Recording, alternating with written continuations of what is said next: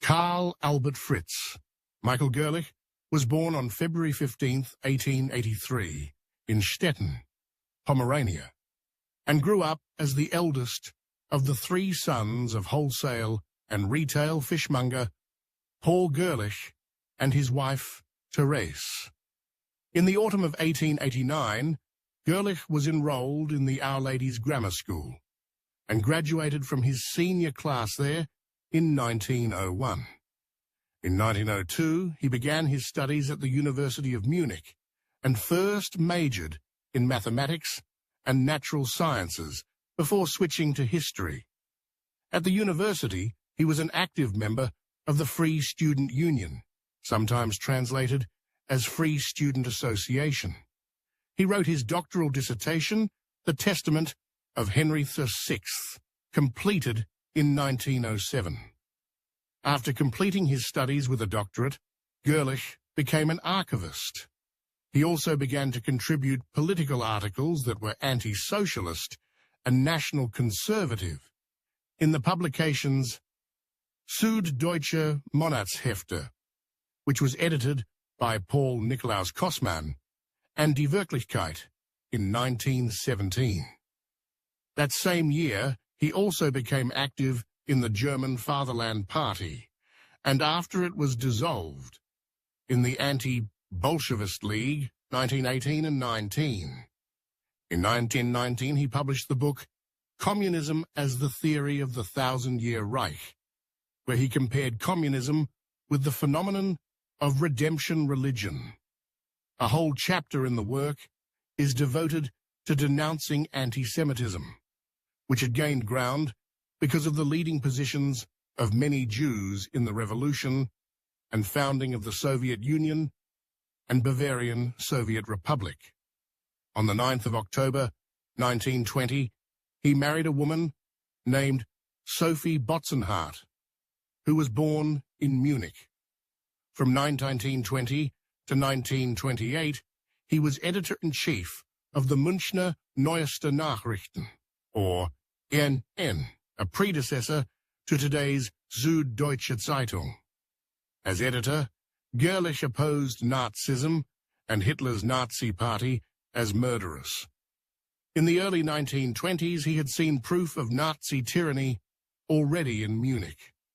When once a conservative nationalist, after the 1923 beer hall putsch, Gerlich decisively turned against Hitler and became one of his fiercest critics.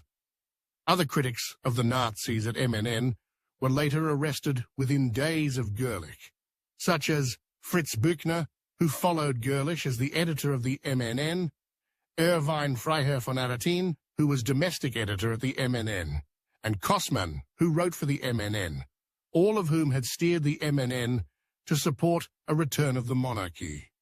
By 1927, he had befriended Therese Neumann, a Catholic mystic from Konnersreuth, Bavaria, who supported Gerlich's resistance activities.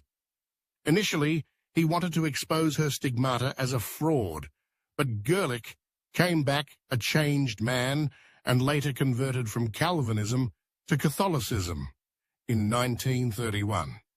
From that year until his death, his resistance became inspired by the social teachings of the Catholic Church.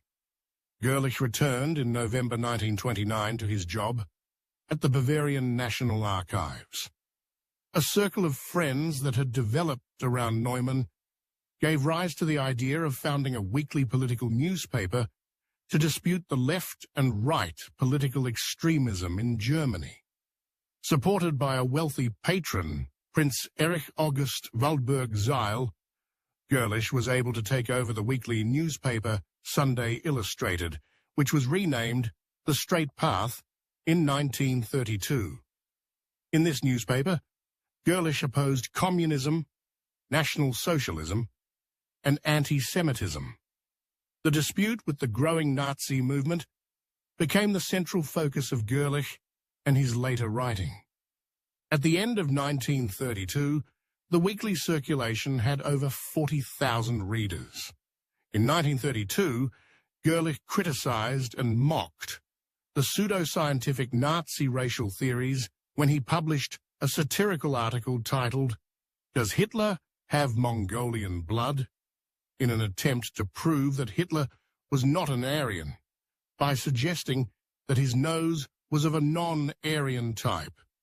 After the Nazis seized power on 30th of January 1933, Gerlich was arrested on the 9th of March that year and held at Dachau concentration camp, where he was shot on the 30th of June 1934 during the Night of the Long Knives. His death was officially announced days after his arrest, and the announcement was published in the international press at the time. He was cremated and his ashes given to his wife shortly after.